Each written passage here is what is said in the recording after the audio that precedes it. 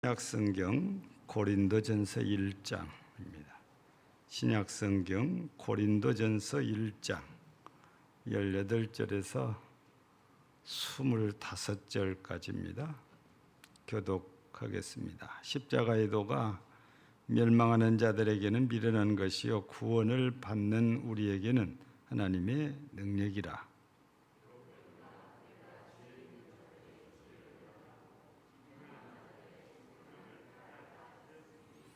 지혜 있는 자가 어디 있느냐? 선비가 어디 있느냐? 이 세대의 변론가가 어디 있느냐?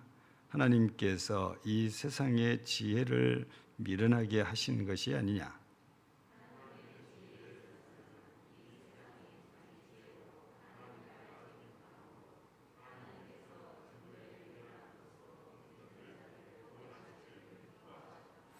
유대인은 표적을 구하고 헬라인은 지혜를 찾으나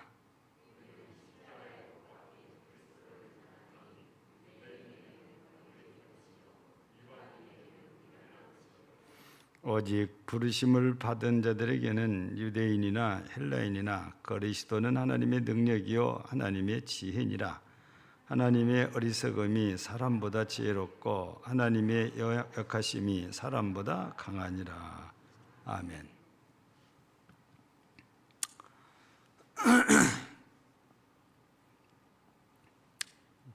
예전에 우리가 이런 말을 좀 듣기도 하지 않아요?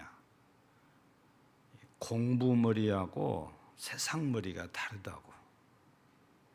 그래서 학교에서의 우등생이 세상에서는 열등생이 될 수도 있다. 물론 이런 말들이 공부를 못하는 학생들에게 위로하기 위해서 하는 말이라고 생각을 하거든요. 근데 현실이 그런 경우도 있습니다. 예. 우리나라에서는 가장 알아주는 대학이 S대학이잖아요. 근데 S대학을 나와가지고도 변변치 못한 사람들이 우리가 생각한 것보다 많거든요. 예. 뭐 S대반이 아니고 Y대도 K대도 마찬가지인 거예요. 여러분, 공부머리로 따지면은 이 S대, Y대, 그리고 K대 나온 사람들이 한국에서 모든 걸 다 해버려야 돼요. 근데 그렇지는 않거든요. 지방대학 나오고도 잘하는 사람들이 있기도 하고, 이런 유명한 대학을 나와가지고도 변변치 못한 사람들이 있다는 것은 꼭 공부를 잘하면 세상에 나와서도 잘한다는 보장이 안 되는 그런 경우들이지요. 그래서 머리가 좋다, 즉 이거는 IQ가 높다는 얘기거든요. 근데 지혜롭다, 이거는 IQ가 높은 것보다는 삶에 있어서 모든 일들을 처리하는 그런 능력을 말하거든요. 그게 삶을 잘 살아간 사람을 지혜 있다라고, 혹은 지혜롭다, 영리하다 이런 말을 쓰거든요. 공부 잘하는 사람들은 머리가 좋다, IQ가 높다 이렇게 표현을 이제 하지요. 그래서 우리들이 평균이고 통계적으로 이렇게 보면 머리가 좋아서 공부를 잘한 분들은 주로 학자 쪽으로 많이 가요. 과학자가 된다든지 아니면은 대학교 교수가 된다든지 이런 쪽으로 주로 많이 나가지요.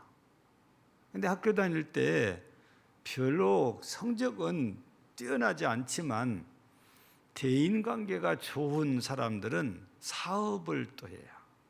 근데 대인관계가 좋다 보니까 사업을 아주 잘합니다. 학교 다닐 때 수학을 못했어도 사업하는데 별로 그렇게 지장이 없어요. 그냥 우리 산수만 하면 되니까. 우리 방정식이 어떻고 피타고라스가 어떻고 함수가 어떻고 이 세상 살아갈 때는 그거 몰라도 전혀 지장이 없잖아요. 그래서 공부를 썩 잘하지 못해도 기본만 하면 세상 살아가는 데는 별로 그렇게 문제가 안 돼요. 근데 얼마나 사람과의 관계를 잘 맺고 사냐, 그때그때 문제에 부딪혔을 때 잘 풀어가냐, 이게 삶에 영향을 엄청 끼치는 거죠. 근데 세상에 내노란 이런 지혜로운 사람들 있어요. 영리한 사람들 있어요. 근데 인생의 문제를 잘 못 푸는 것이 우리 역사가 증명을 하거든요. 유명한 철학자로 이렇게 알려져 있는 플라톤이라든지 소크라테스라든지 아리스토텔레스 이런 사람들 정말 이름이 널리 알려져 있잖아요. 근데 영혼의 문제는 누구도 해결을 못해요. 죽음의 문제도 해결을 못해요. 그래서 가장 어렵고 힘든 문제가 우리가 죽는 문제예요.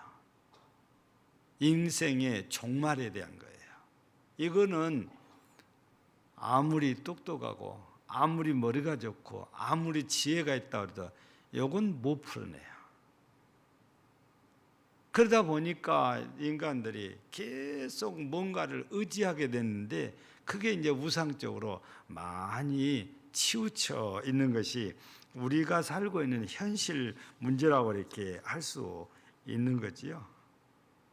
세상에서는 돈 문제를 푸는 지혜로운 사람도 있습니다. 그래서 그 사람은 돈 문제를 잘 해결하니까 좋은 집도 사고 좋은 차도 사고 부유하게 이렇게 살아요. 예. 근데 인생의 종말에 대한 죽음 문제만큼은 안 돼요.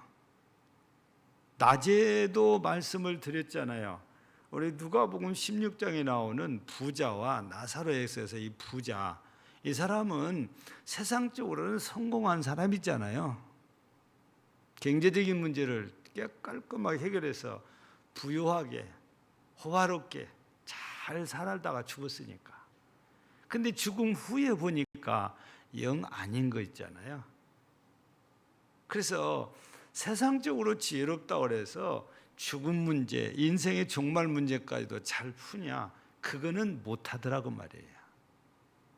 그래서 세상에서 가장 지혜로운 사람이란 이 문제를 푸는 사람이라고 해야 하는 거 아니겠어요? 유명하고 훌륭한 사람들이 어렵다는 과학적인 문제, 수학적인 문제 푸는 경우가 있어요.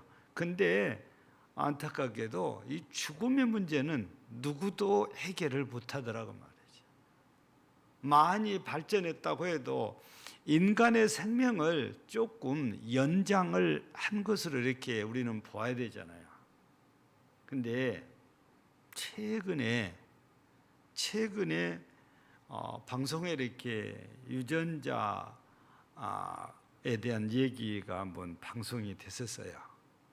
그래서 거기서 쓰는 용어가 신의 영역에 도전하는 인간이라고 그래요. 예. 유전자 변이를 통해서 우리가 생각지도 못한 일들을 만들어내니까. 그래서 그 방송에 잠깐 이렇게 보니까 나한테 있는 그 유전자 가운데에 안 좋은 유전자를 중간에서 가위로 싹둑 자르듯이 잘라서 버리고 좋은 것을 거기다 딱 갖다 붙인단 말이에요. 지금 의술이 과학적인 의술이 여기까지 발전을 했다고 그래요. 근데 이걸 실질적으로 실험해서 성공했기 때문에 가능한데 우리나라 이 성공한 학자는 신의 영역인데 인간이 이걸 함부로 했다가는 지금은 성공했다고 하지만 이후에 어떤 사태가 벌어질지를 모른대요. 그래서 자기가 모든 자료를 전부 다 스스로 폐기를 해버렸대요. 근데 중국에서는 이거를 내놨어요. 그래서 엄청난 문제가 발생을 이렇게 한 거거든요. 그러니까 하나를 해보니까 이거 잘 된다고 해서 했는데 이게 끝까지 잘 된다는 보장이 없다 그 말이에요. 지금 우리가 먹는 식품 중에도 유전자 변이를 통해서 생산되는 식품들이 많은데, 특별히 외국에서 수입하는 이 농산물 가운데는, 근데 이것이 우리 몸에 그렇게 썩 좋지가 않다고 알려져 있잖아요. 근데 모르니까 겉만 보고 좋아 보이니까 우리는 무조건 사 먹는단 말이에요.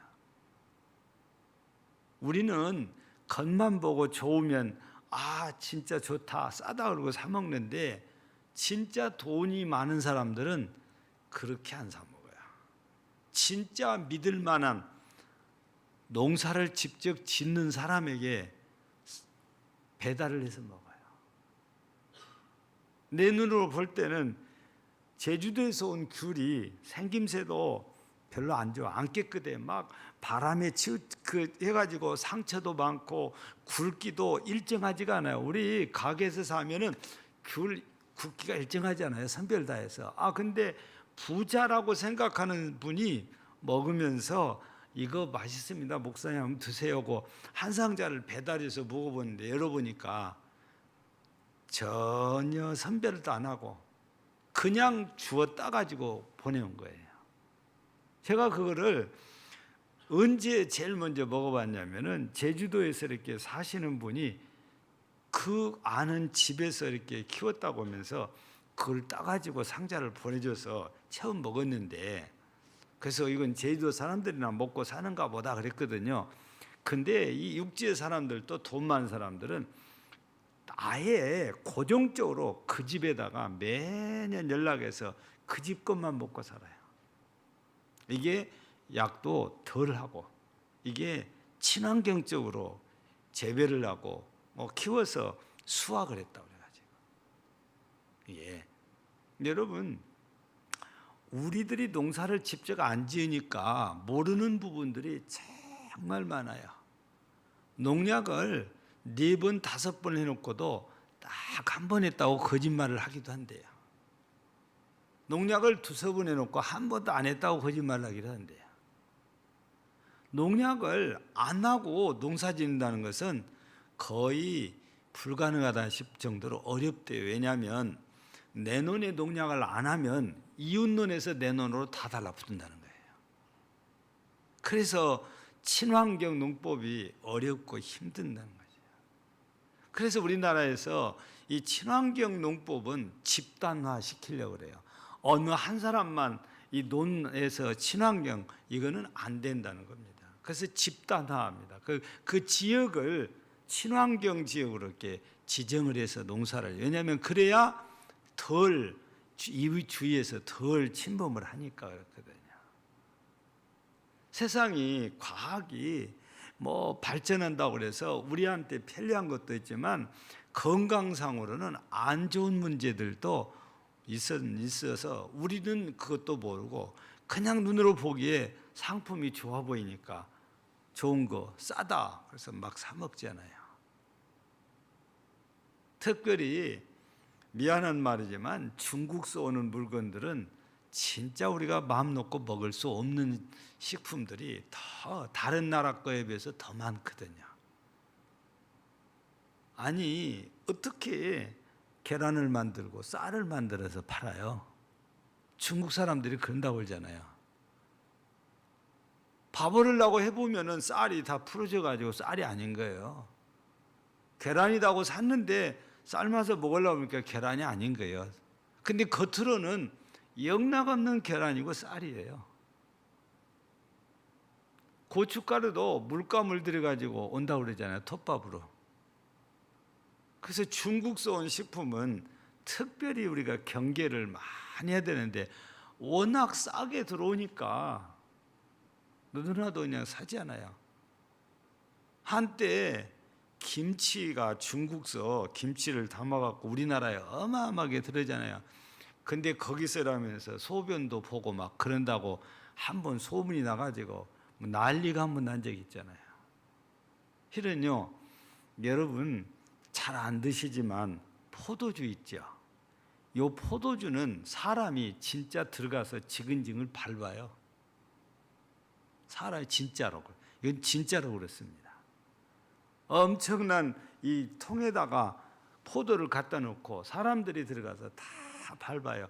우리나라처럼 그냥 설탕하고 담궈 놓고 그냥 어느 시간 되면은 그냥 건져내고 그런 게 아니에요. 포도주는 우리 진짜 시중에서 판매하는 포도주는 우리가 담근 것은 포도즙이고 그 사람들은 포도주, 술을 만들어내는 게 전혀 달라요. 예. 한때 그 목사님도 이걸 배워가지고 만들어서 저희한테 맛을 이렇게 보여준 적이 있는데 진짜 맑게요, 포도주가. 예. 참 신기해요. 근데 당도가 높지가 않아요. 근데 놔둬도 우리는 당도가 낮으면 금방 상한다고 그러잖아요. 진짜 포도주로 만들어낸 이거는 알코올이 좀 들어서 그런지 어지간해서는 상하지가 않아요. 그래서 우리가 먹는 식품 가운데는 참 믿기 어려운 그런 식품들을 이렇게 수출하는 나라들이 있어서 많이 이렇게 우리가 신경을 쓰지 않으면 안 되거든요. 근데 이런 것들 잘해가지고 돈 벌었으니까 세상에서는 그냥 지혜롭다, 영리하다 이렇게 말하잖아요. 세상적으로는. 근데 오늘 제가 말씀드리려고 하는 것은 이런 세상적인 관점에서의 지혜를 지금 말하려고 하는 것이 아니잖아요. 우리가 이 본문 말씀을 보면은 세상의 지혜와 하나님의 지혜 이 두 가지를 여기에서 지금 소개를 했어요. 우리는 먼저 세상의 지혜보다 하나님께서 말씀하시는 지혜를 이 시간에 우리가 먼저 안다면 세상 지혜와 비교를 했을 때 어떤 관계가 되는지 우리가 쉽게 이해를 우리가 할 수 있는 거지요. 여러분, 첫째는 지혜하면은 누구보다도 하나님을 우리는 떠올려야 돼요.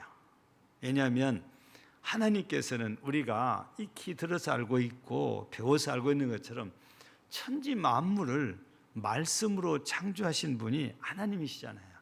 이런 천지 만물을 우주를 만드셨다면 하나님의 지혜라는 것은 우리가 가히 짐작을 할 수가 없어요. 어느 정도인지. 그런데 우리가 시편과 잠언을 통해서 보면은 지혜가 곧 하나님이시라는 겁니다. 먼저 욥기서에 나오는 말씀입니다. 12장 13절을 보면 지혜와 권능이 하나님께 있고 계략과 명철도 그에게 속하였다. 다 하나님 것이라는 거지요. 여러분들이 또 잘 알고 있는 대로 솔로몬은 전무후무한 지혜의 사람이 있잖아요. 솔로몬 이전에도 이후에도 솔로몬 같은 사람이 없어요. 지혜로운 사람이. 근데 이거 누가 지혜를 줬습니까? 하나님이 주셨다고 열왕기상 4장 29절에 말씀을 이렇게 하셨잖아요. 천지 만물을 창조하신 하나님은 지혜의 근본이시래요. 그래서 시편 111편 10절에서도 여호와를 경외함이 지혜의 근본이라. 또 잠언 1장 7절에서도 여호와를 경외하는 것이 지식의 근본이라. 또 잠언 9장 10절에서도 여호와를 경외하는 것이 지혜의 근본이라. 그러니까 지혜하면 하나님을 찾는 거예요. 지혜는 하나님 자체예요. 하나님 자신이 지혜다 그 말입니다. 그러니 오늘 시편이나 잠언에서는 지혜 그 자체이신 하나님을 경외하는 자에게 하나님께서 솔로몬에게 지혜를 주신 같이 지혜를 주신다는 거거든요. 우리 야고보서 1장에서 후히 주시고 꾸짖지 아니하시는 하나님께 지혜를 구하라고 그래요. 왜 그렇습니까? 지혜하면 하나님이 주인이니까. 구약이나 신약이나 말씀을 보면 똑같아요. 하나님이 지혜니까 하나님께 그 지혜를 구하라고 하거든요. 그럼 우리가 하나님을 경외하는 사람에게 이런 은혜를 주신다는데, 하나님을 경외한다는 말은 우리가 여러 말로 표현할 수 있죠. 하나님께 예배를 드린다든지, 하나님께 찬양을 드린다든지, 하나님만 의지한다든지, 하나님께 영광을 돌린다든지, 이런 모든 것들이 하나님을 경외하는 일들입니다. 그런데 우리가 이렇게 예배만 드리면 다 끝난 것은 아니고, 삶 속에서 우리가 하나님을 경외하며 살아야 된다는 거죠. 이런 이제 1시간 예배는 어지간하면 할 수 있는 일이에요. 근데 우리가 삶 속에서 하나님을 예배한다는 것, 로마서 12장 2절처럼 산제사의 제물이 된다는 것은 쉽지 않는 일이거든요. 바로 그게 하나님을 경외하는 거거든요. 또 우리가 하나님을 의지한다 했을 때, 그 의지한다는 말은 모든 것, 매사를 하나님께 물어요. 그리고 하나님의 뜻을 구합니다. 그리고 그 뜻을 따라가는 것이 하나님을 의지하는 것이고, 또 하나는 하나님을 의지한다는 것은 믿는다는 거잖아요. 그러면 하나님께서 주신 말씀을 그대로 믿고 순종하는 걸 말합니다. 우리가 삶 속에서 말씀에 따라 사는 사람, 이것이 바로 말씀에 순종하는 것인데, 그것이 지혜예요. 그래서 성경은 하나님의 말씀을 따라 사는 사람이 지혜롭다라고 얘기를 합니다. 그래서 우리가 자주 듣습니다. 잘 알고 있는 말씀. 우리 마태복음 5장, 6장, 7장을 우리가 산에서 가르쳤다 해서 산상수훈이라 산상보훈이라 이렇게 말씀을 하시잖아요. 근데 마지막이 7장 끝자락이잖아요. 24절 이하가 결론입니다. 예수님께서 24절에서 나의 이 말을 듣고 행하는 자는 반석 위에 집을 지은 지혜로운 건축자와 같다 그럽니다. 근데 주님께서 가르치는 말씀을 듣지 않고 자기 마음대로 하는 사람은 어리석은 건축자와 같아요. 모래 위에 집을 지은 어리석은 건축자와 같대요. 그래서 비가 내리고 창수가 나고 바람이 불면 지혜로운 자가 반석 위에 지은 집은 무너짐이 없는데, 어리석게도 모래 위에 집을 지은 사람의 집은 무너져서 다 망가진다는 겁니다. 말씀대로 사는 사람이 지혜로운 사람이라는 거죠. 이게 우리가 지금 드리는 말씀으로는 순종을 여기서 말씀을 하고 있는 거거든요. 그래서 우리가 전에 이런 말도 들었어요. 기도는 방법이고 말씀은 답이라는 거예요. 성경이 답이라고. 이 말씀이 지혜 자체니까. 우리가 살아가는데 갖가지 어려운 문제들과 부딪히는데 그 문제의 답이 말씀 속에 있다고 말이죠. 그래서 우리는 기도에서 구하는데 하나님께서는 말씀으로 답을 주시니까 말씀이 답이다, 이렇게 하신 거예요. 그래서 우리가 하나님 자체가 지혜이니까 그 하나님을 경외한다는 것, 그거 예배드리고 찬송하고 기도하는 것들이잖아요. 그리고 의지하고 사는 것인데 순종하는 것들입니다. 하나님의 뜻을 구해서 따라 사는 것, 그게 진짜 하나님을 경외하는 모습이어서 하나님께 영광이 되는 거지요.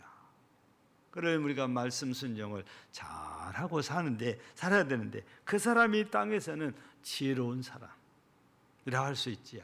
말씀보다 뛰어난 사람은 이 세상에 아무도 없기 때문입니다. 그런데 오늘 본문 말씀을 통해서 보면 또 다른 지혜가 소개되고 있는데, 그게 바로 십자가입니다. 여러분, 십자가가 지혜라고 오늘 성경 본문에서는 말씀하시는데, 왜 십자가가 지혜냐? 이 십자가는 인간들이 해결할 수 없는 종말, 즉 죽음의 문제를 하나님께서 이 십자가로 완벽하게 해결했기 때문이에요. 사람들이 해결하지 못한 죄의 문제, 이 십자가만 통과하면 문제가 하나도 없어요. 다 깨끗하게 해결됩니다. 십자가만 통과하면 그래요.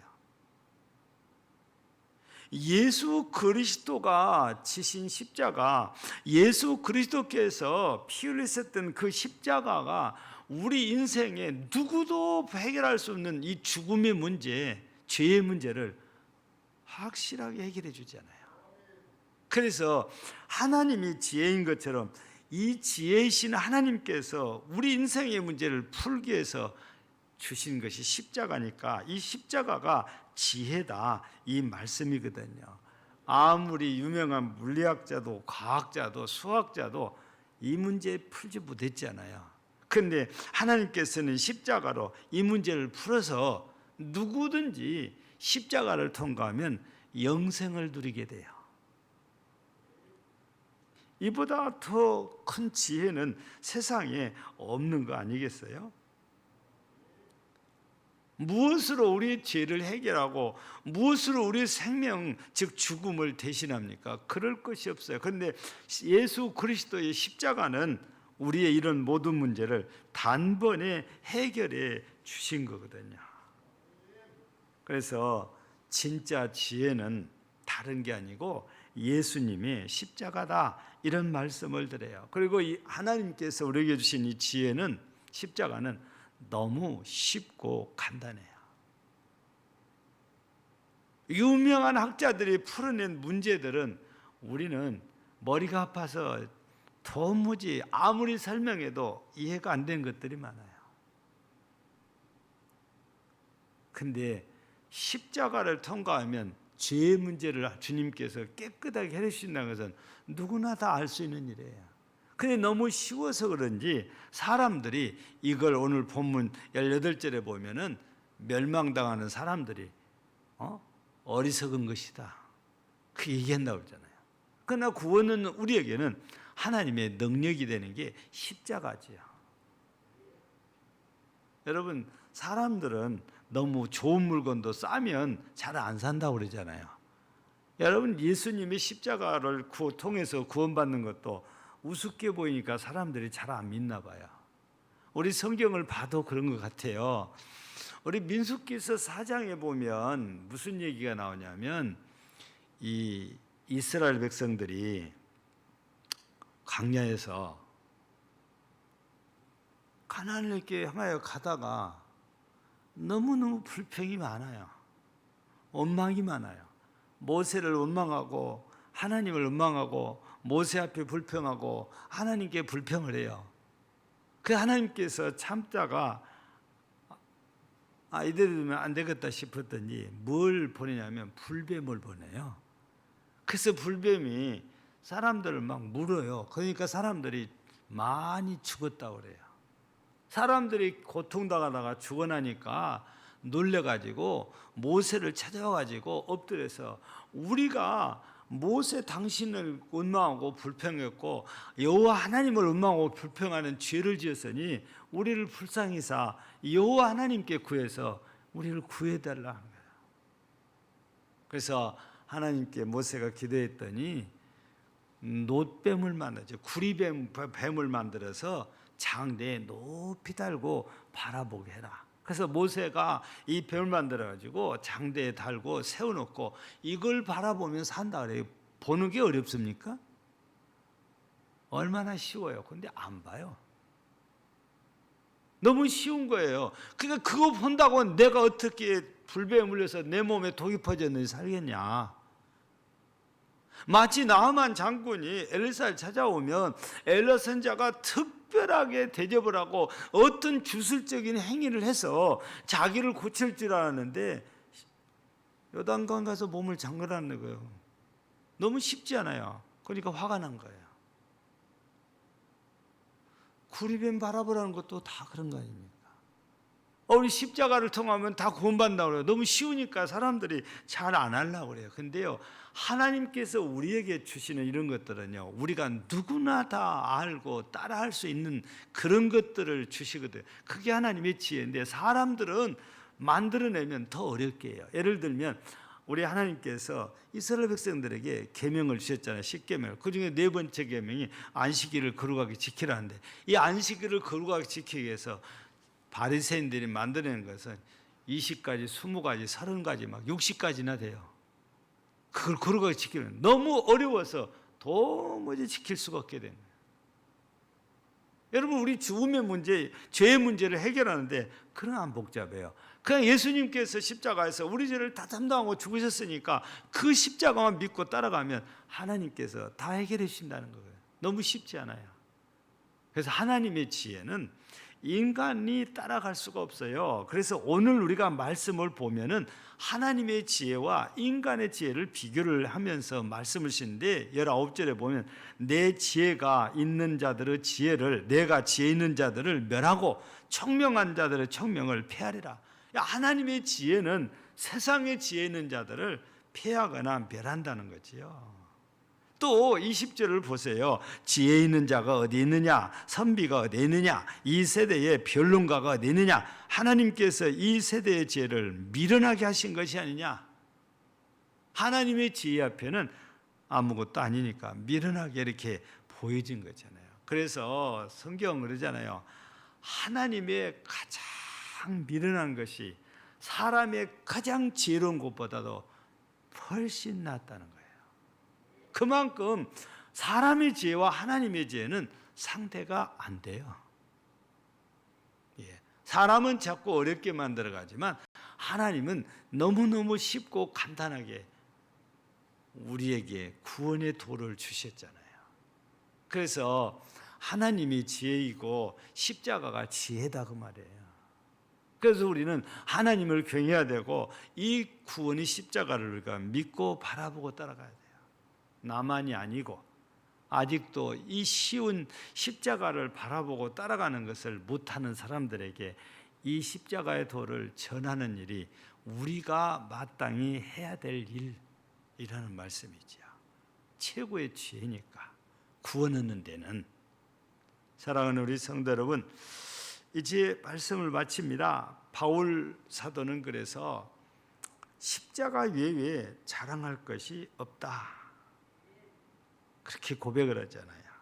그래서 빌립보서 3장 7절을 보면 무엇이든지 내게 유익하던 것을 내가 그리스도를 위하여 다 해로 여길 뿐더러 모든 것을 잃어버리고 배설물로 여기면 그리스도를 아는 지식이 가장 고상하기 때문이다.